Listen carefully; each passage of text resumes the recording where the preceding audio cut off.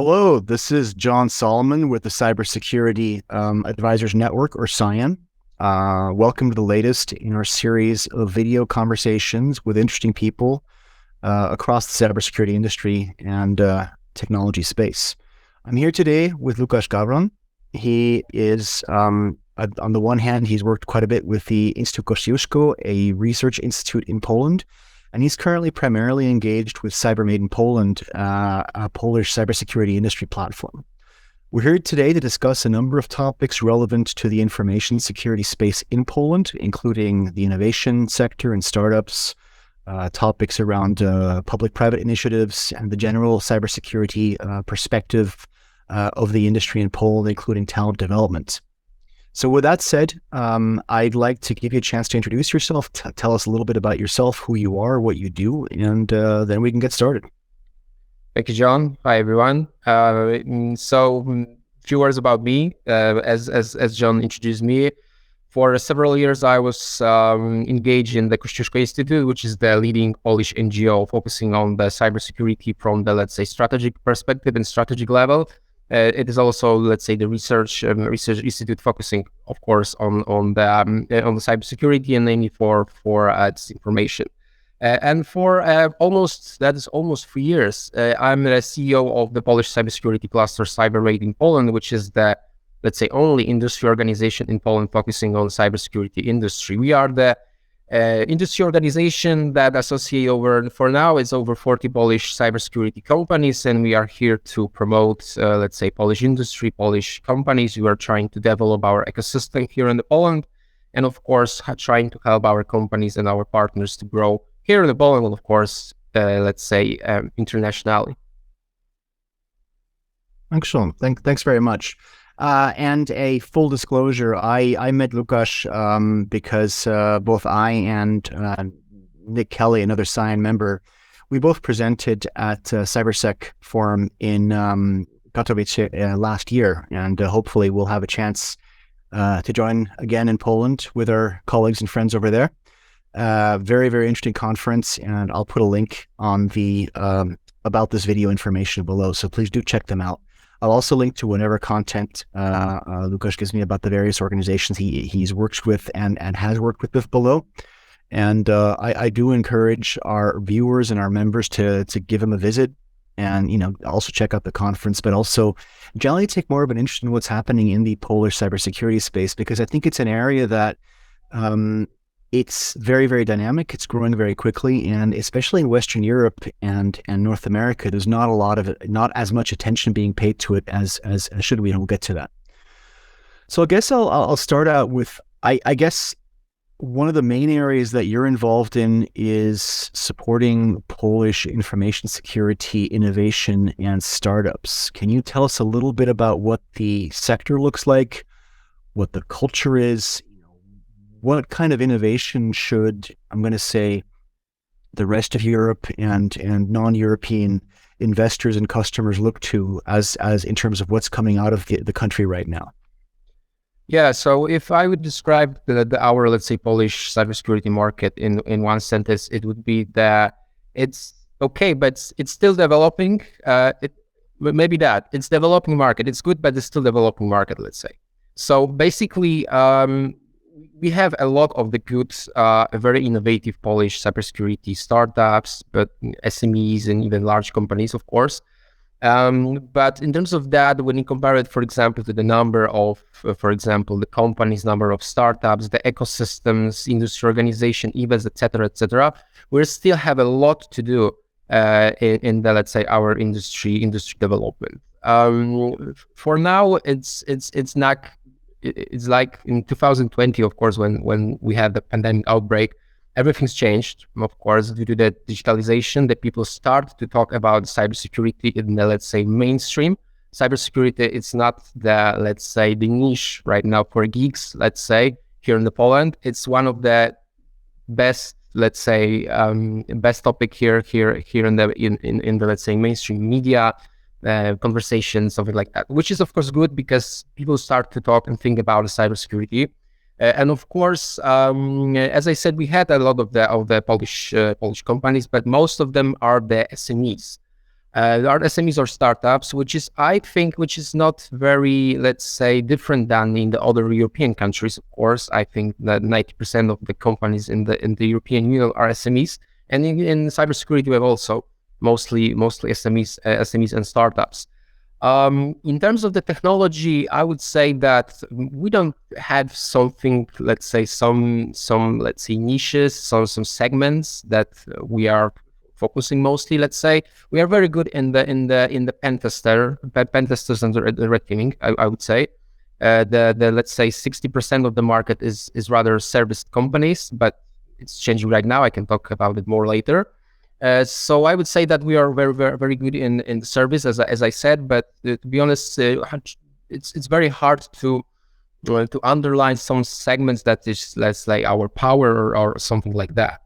But what can I say is that another very important factor that's shaping our ecosystem and shaping our market here is war on Ukraine, of course. We are the neighbor countries, so we are in the constant, let's say, under fire of cyber criminals, especially in the critical infrastructure. So I would say that every solution that's supporting critical infrastructure on different, let's say, segments from energy throughout distribution to hospitals, right now it's developing. I see that a lot of the government spending a lot of money to improve the resilience of this sector, which is good.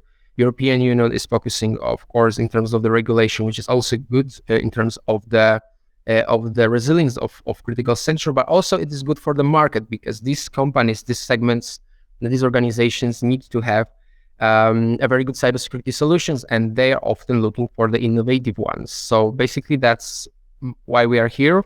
That's why we're here to tell them, okay, you have your needs. We have the companies associated in our cluster. Maybe try to look for a smaller company, smaller solutions, but maybe would be the best for your needs. So it's a very short describe for how the Polish cybersecurity market looks like here in Poland. So in Poland, I mean, it's one of the fastest, if not the fastest growing economy in Europe, and it's set to either overtake or already has overtaken the UK in terms of overall economic size. I believe it this year. Nonetheless, there are not a lot of large national organic champions compared to, for example, let's say France, Germany, the US, even Italy. Most of even the larger actors in the Polish critical industry sectors are, while large at a national scheme, they're not very international. So how do you think this has affected the startup culture, the startup scene's ability to sell services, not only to companies that, are able to inject revenue as customers to help them develop, but also to give them an international perspective and to really become champions at an international level? Because, I mean, Poland, like a lot of Eastern Europe, has a reputation of cranking out a lot of extremely talented technologists. So my question is, are they able to use the Polish economy as a basis, as a launch pad for becoming viable and successful on an international level? To be honest, on the one hand, yes, which means that, of course, as you said, we had a lot of, let's say, very big pool of talents and students from STEM students here in Poland. So this is a good basis, of course, to start. But to be honest, not having, let's say, the national champion in terms of the cybersecurity, it's not such a big problem. Because on the other hand, when I'm talking with the companies, a lot of them, even they are the early stage startups, some of them looking for international client at the very beginning of their existence, basically, which is very interesting because some companies, some startups don't have a client in Poland, and they are going abroad and have a clients in foreign countries, which is very interesting. But of course, this is how I think the sector looks like. The cybersecurity has no bounds, no limits in terms of the geography, so it's rather easier to cooperate with foreign partners rather than in different sectors or industry. But of course, this is the one side. But when you're looking for the other side, let's say, so on the other side we have the situation that in some levels, these startups going abroad don't have, let's say, some kind of the implementation, but they want to, let's say, show the potential partners, right? So that's another thing they're working here in the cluster, that we need to have the, let's say, private-public partnership in terms of the, let's say, cooperation between startups and public organizations, for example, that on the one side, we have the, let's say, buyer, could be the public administration, and they have innovative solution developed in Poland developed by Polish engineers. But on the other hand, when startups will finish the implementation in the public administration, they have recommendations. They can put it on the portfolio and say, okay, look, we have a very good implementation here in Poland, and now we want to sell you our solution, let's say in France, in Germany, whatever. So that's I think one of the problem and one of the issue of the market development. We're trying to change that. So as you can see, we have the two approaches. On the one hand, that's not such a big deal. We don't have, let's say, implementations in Poland. But the other hand, if we're thinking about further market development, we need to have some kind of the programs. But of course, as you mentioned at the beginning of your question, Poland is a very big market, one of the largest in the Central and Eastern Europe. So we have a large market, and I think we don't, let's say, use that much that we can use in that terms. And I want to get back to the public-private thing in a little bit, because I've got a couple of questions in that area. It's been a constant source of frustration for people like myself who spend a lot of time, mentoring and supporting, even investing in InfoSec startups, that there's a saying that nobody ever got fired for buying HP. So a lot of companies, they're more likely to spend more money investing in a mature solution than taking a risk, spending a small amount of money on a fairly new early stage startups. On the other hand, we have seen, for example, a lot of Western European especially, but not only banks, offshoring tremendously in Poland, again, because of the still comparatively low labor cost and the very, very high degree of skill available. Has that helped, last question on the startups, but has that helped the startup ecosystem by exposing them to these larger international conglomerates who have a big presence in the country? Or do they then have to go directly abroad to sell? To be honest, hard to answer that question. It's case by case, I should say. In Poland, we don't have such, let's say, a big amount of the programs or accelerators for sure. For example, or POCs in terms of the cybersecurity, for the reasons that you mentioned. That the risk, that's the first thing. That the second one, the people are comfortable buying the let's say the solutions from the big vendors. That's okay. That's reasonable, of course. But to be honest, hard to answer that question, because if startups are beneficial, yes, startups are beneficial to be, let's say, the part of such programs. For example, in banks, right? It's a very, let's say, early adopters of the cybersecurity solutions, but because they can help also shape, the development of the strategy and the product as, from an early stage on. Of course, I think it's all about, it's not even all about the money to implement the solutions. It's all about the feedback, because your client it's a very big and give you a feedback, what can you improve in your solution, and this is the priceless for the startups, especially at the early stage.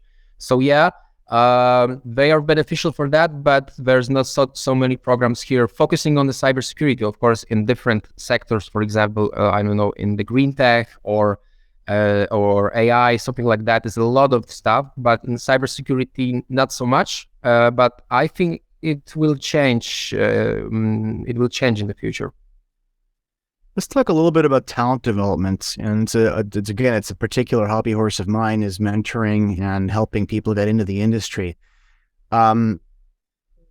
As I mentioned before, you guys have a reputation for generating a large pool of talent, both via universities and, I guess, vocational programs.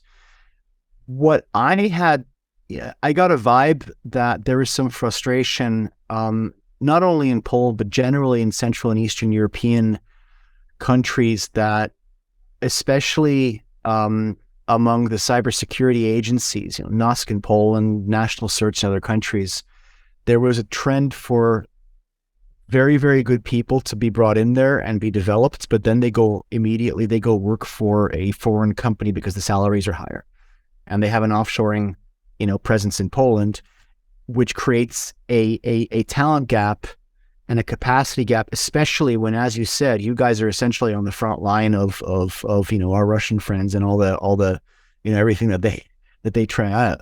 So have you seen this? Is this an issue? Is this something that you guys are addressing? Are there talent development programs of some kind in place to help mitigate this gap, if there is one?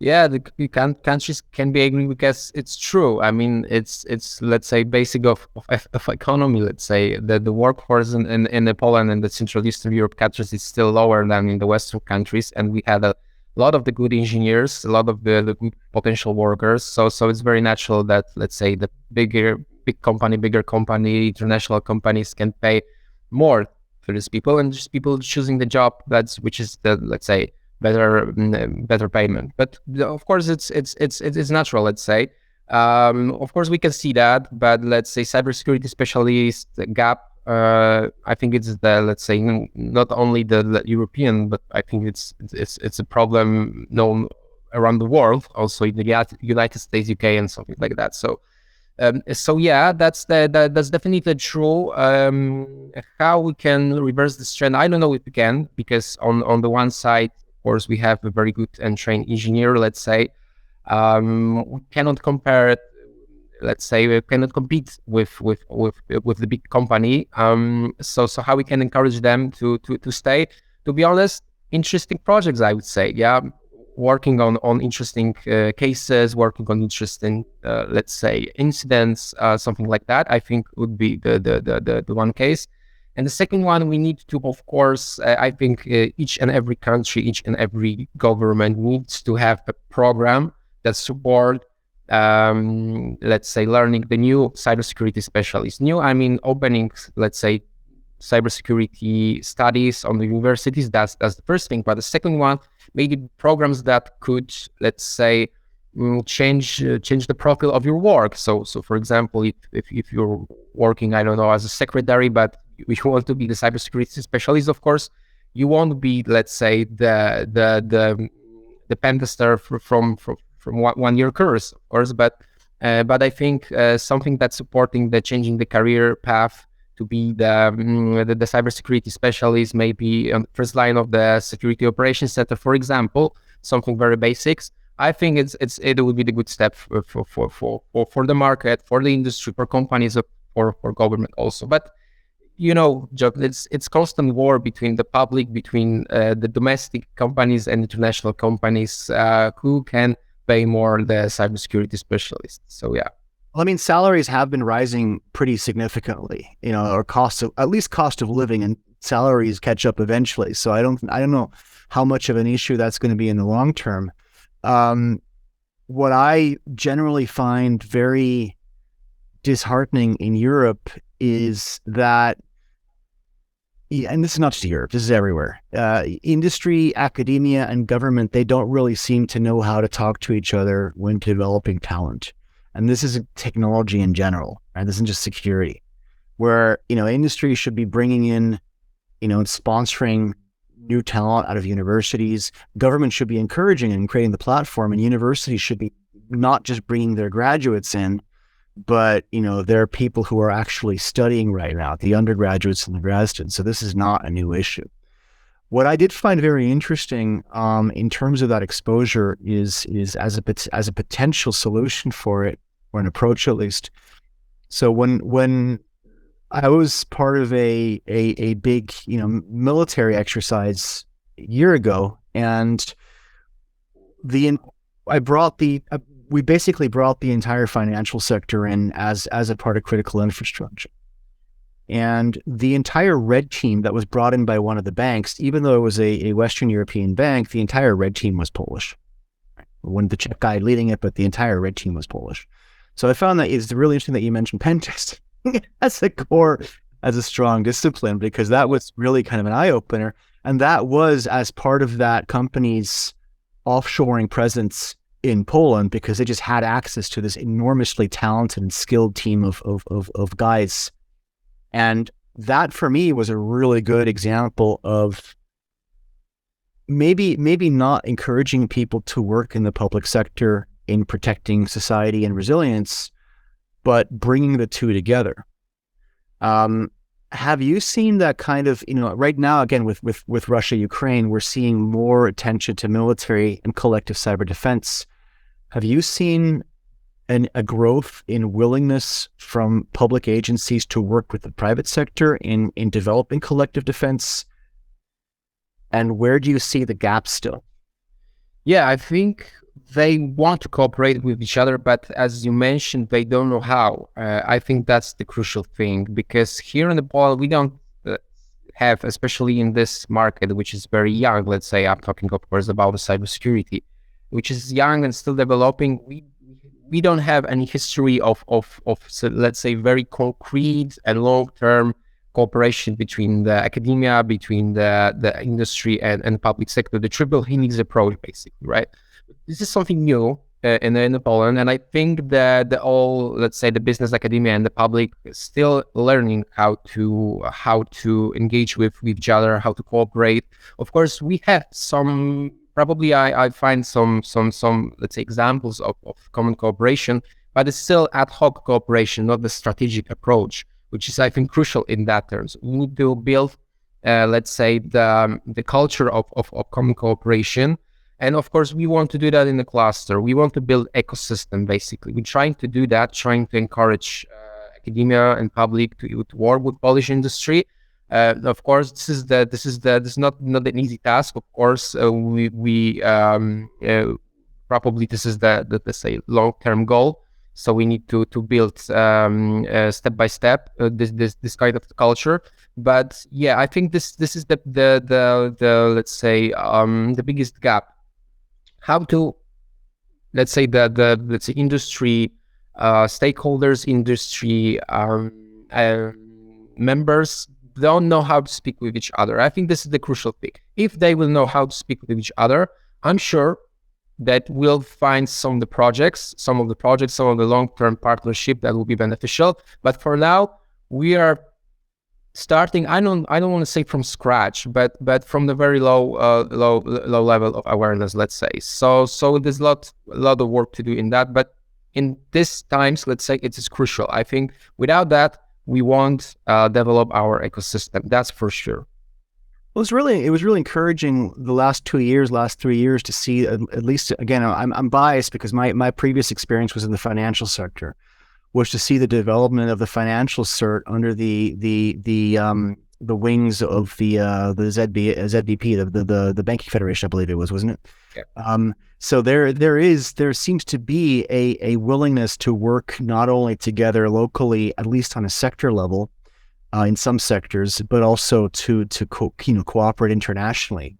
We've also seen engagement via the EU ISACs initiative that ENISA started. I know NOSC was very active in, for example, hosting an event in Warsaw that encouraged various ISACs to get together and so for those of you not familiar, information sharing analysis centers, so intra-industry threat intelligence and security information sharing groups, to really compare notes, to get together and again, providing that platform and the encouragement for industry actors to talk to public sector actors and with each other. So there does seem to be some at least growing initial and growing willingness to talk. You guys have a lot of really interesting conferences as well. I've been at several. There's one in Wrocław, there's one in Warsaw that's I think happening very soon.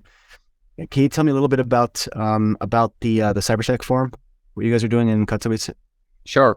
I think that the CyberSec Forum is, I think I can say that one of the biggest cybersecurity event in Poland, with a lot of the history, because first edition, I think it was 2015, I should say 8 years ago. So we've organized, of course, I've said when I was working in the Kościuszko Institute, of course, previously. The 17th edition, we 18th edition of the cybersec conference. So basically, now we've changed a little bit, let's say, the profile of our conference, which means in the past we focus mostly on the, let's say, cybersecurity, but the strategic level, the public policy, is something like that. But throughout from the 2019, we added, let's say, the market and business factor to this conference. So basically, the expo trade fair, that's the first thing. But the second one, we also focusing on very hardly focusing on the networking, on the business matchmaking, that you can meet the technology, you can meet the client, you can meet the stakeholders. Of course, we are still have a lot of the C-level discussion in terms of the public policies on our stage, but also we are trying to, of course, be more market oriented in terms of the cybersecurity solutions. So a lot of the panels, discussions, but also the matchmaking, the workshops. John, you've been present last year, so I had fun. I mean, he was still suffering from COVID, but I think this year should be awesome. I'm really enjoying it. I met some really interesting people there. So yeah, exactly. And I think what's the best in this conference that you cannot find the same profile of the conference in Poland like ours, let's say. And we are focusing very, very strongly on the Central Eastern Europe region. And then of course integrating Ukraine cybersecurity industry into the European and Polish as well. So a lot of to do. That's a really interesting one, by the way, because that's, I think, given how much talent there is in Ukraine and also how much real life experience they're having, not only before things started, but now. That is a tremendous value driver for you guys to kind of be a bridge between their companies, their talent, and the rest of Europe. Yeah, I will work, of course. So that's that's a lot of things happening during the Cyber Forum. Of course, I will deliver the link. You can read about the conference. Of course, all that you're listening, you're feel invited to Katowice in June. So yeah. I just while you were talking, I had an idea for a workshop. I'll tell you afterwards. Let's talk a little bit more on the kind of programs you guys are in. So CyberMadeInPoland obviously is designed to further the maturity and the interest of the Polish information security sector. And we talked about innovation, startups, but are you guys talking to counterparts across the rest of Europe?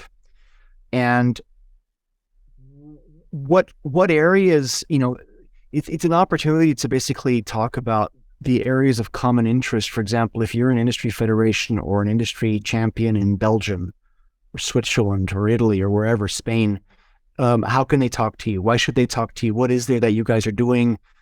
What's the value in cooperation, and what activities that you're engaged in should they be aware of?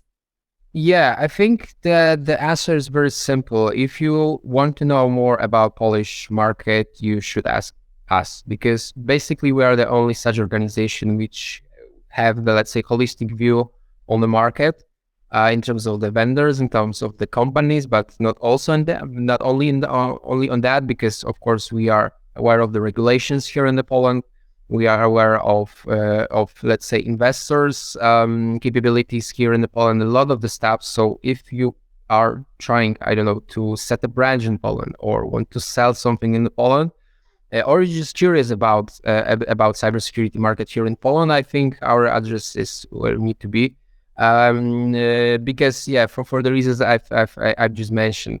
So basically, we are, let's say, we want to be, I think it's still manageable to be a central point of the cybersecurity ecosystem. The central point means not the, let's say, most important one, but the one who's coordinating the whole partnerships, the whole cooperation between all of the sectors, all of the stakeholders. They are interesting to be in the cybersecurity sector, etc., something like that. So I think when someone from, I don't know, UK, Ireland, or Germany wants to get know Polish market because I don't know, they want to invest in Polish companies, or they want to find a partner in the Polish market because they want to start let's say, selling their products here. I think we can help in that, of course. So I think that's our unique value, because we are the only such organization in Poland. So yeah. Right. I'd like to talk a little bit about regulation. You mentioned that a few times. Now, again, I know NOSC pretty well, and it's a very, very high quality organization as far as national cybersecurity centers go. Beyond that, we in the EU, we've got the NIS2 directive coming up. We've got GDPR already. We've got DORA in the financial sector coming. We've got the EU Cybersecurity Act, and there's a few others on the way.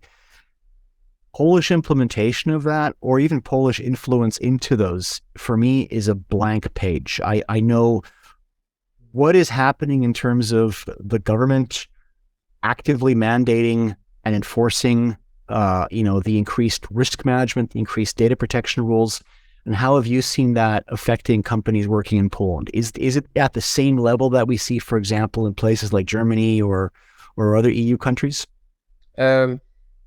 I don't think so. It's the same level, because for the reasons that I mentioned a few times, we're still developing market and still learning how to talk with each other.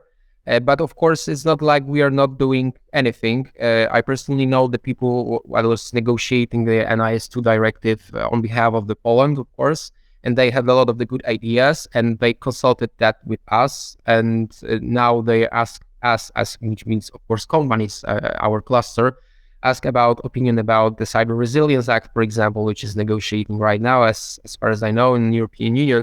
So it's not like we are not doing anything, but of course maybe we can hear about that, but they are still working on that on the European level. That's for sure. Of course, NASC is also let's say the very important factor of these initiatives. That's for sure. In terms of the implementation, this is the very interesting thing, because the first, let's say, Cybersecurity Act in Poland was implemented 5 years ago. That was the first ever in Polish industry, in Polish market, in Poland act that are focusing only on the cybersecurity, which developed our cybersecurity system here, our national cybersecurity system here. And now we are struggling with, let's say, amendment of this act. And now we have NIS2, so we have 1 year and how much? 6, 7, 8 months to implement NIS2 directive. Of course, we have DORA, we have, as you mentioned, Cyber Resilience Act coming. A lot of things to do. To be honest, I'm quite disappointed how fast, of course, the implementation in the Polish regulations is going. But it's how this looks like. There's nothing we can do about that. We as an industry, of course, we are still ready, constantly ready to write the opinion, to talk with the government, to talk with the people responsible for implementation or negotiations. That's our role here. Of course, they are asking us about that.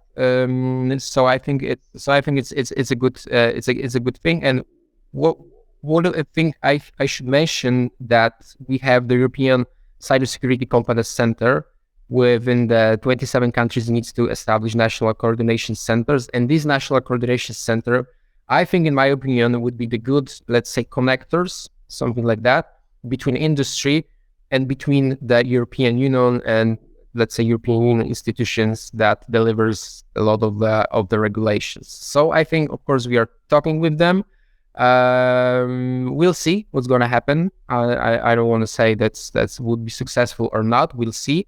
We are still working on that, still talking. So yeah. So lot of going on here. So it's interesting you mentioned the cyber competence centers, because that in my experience with critical industry across Europe has always been a sticking point with the European Commission, especially, where there, for example, the incident reporting rules under various directives and laws, our colleagues from ENISA and DG Connect and whomever very often seem to have this kind of idea that industry would very tidily report via the national competent authority, and that would then go at some level at a European level. and at some point somebody would store it, and at some point somebody would do something with it. That led to a lot of very angry feedback from industry, who are saying, well, not only can we not be sure of what is actually happening with this information, is it being securely stored and transmitted, but what's the point, right? You're asking us to do a whole lot of stuff. But the fact that you've got this established now, I get the sense that the Commission and the member governments are learning, or being forced to learn by, industry giving very, very active and vocal feedback to these kinds of things. It will look different that you're describing. Of course, I'm aware that this cooperation is not easy, but we'll see. You've got the Commission dealing with how many are we now? 26 member states. And everybody's got veto powers, and then we have the national agencies, and everybody's different. So it's really interesting seeing the different national implementations. Do you feel that the Polish government is listening to industry in terms of their feedback to cybersecurity realities? From market perspective, I don't think so. Because, to be honest, from some reasons, I don't know why they're not particularly interested to, let's say, develop cybersecurity industry in Poland to be, let's say, our cyber power, something like that. Of course, this is not an easy market, as I mentioned. Of course, we have a lot of the segments, a lot of the sectors, industry, which are more interesting than the cybersecurity from the, let's say, outside perspective. As I mentioned, it could be the green tech, it could be the med tech, it could be the AI generated something, I don't know what. So maybe that it's not such easy industry. But of course, we're trying to encourage our government to change their let's say approach, because of course that in your previous questions you asked about if you are in touch with our counterparts in the Western countries. Of course, we're trying to get to know how they work, get the feedback know-how from them, feedback, let's say some advices, how to set up an efficient cluster, cybersecurity cluster. And basically, there's, to be honest, not such big amount of the work to develop cybersecurity industry from the, let's say, public perspective. In terms of when you have someone that you can talk with, which means the cluster industry organization, associations, I don't know, experts, and we have a lot of the people who want to discuss about the future of the cybersecurity market here in Poland, that you need to have the few, let's say, few steps to develop this industry in, of course, in the long term, because it's nothing you can do within the 1 month. But yeah, from market perspective, it's a lot to do. But I think the good thing is that the companies are represented by the cluster, which is very good, because if you are talking, let's say, in one voice, it's always easier to talk when you have one voice as a cluster with the government. But in terms of the rest of, let's say, cybersecurity, which means the resilience, the incident response, something like that, I think it's a very, very good high level. We had a lot of the investments throughout the several years. Now, let's say, for example, European Union perspective, we had a lot of the programs focusing only on the cybersecurity, which is, we haven't seen that before. So we see that the financing, even the salaries in the public administration in terms of the cybersecurity specialists, the whole system, the number of CESIRs or CERTs here in Poland, all of that is a very high level, and I think it's efficient because I think we haven't had a very, let's say, disruptive attack yet. I hope we won't be the attackers won't be successful in that. So it shows that that's on that level. On that level, we are very high, but on the market perspective and market development, we still need to talk and still need to develop that. I find it very interesting because, it's as mentioned, the Poland doesn't have a lot of large national champions in industry, despite being a very, very sizable economy.